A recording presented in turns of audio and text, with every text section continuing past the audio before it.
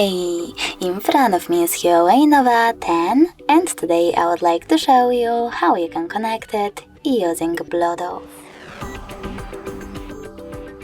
First of all, you need to access device's settings. Then click on Bluetooth feature over here and tap on this switcher next to it in order to activate it.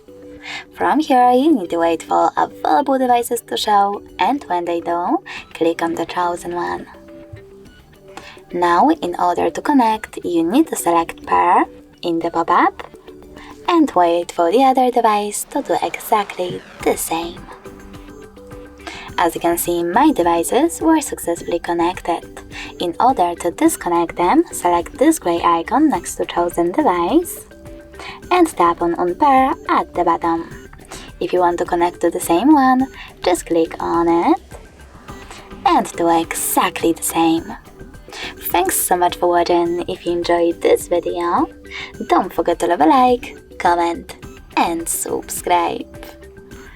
Bye!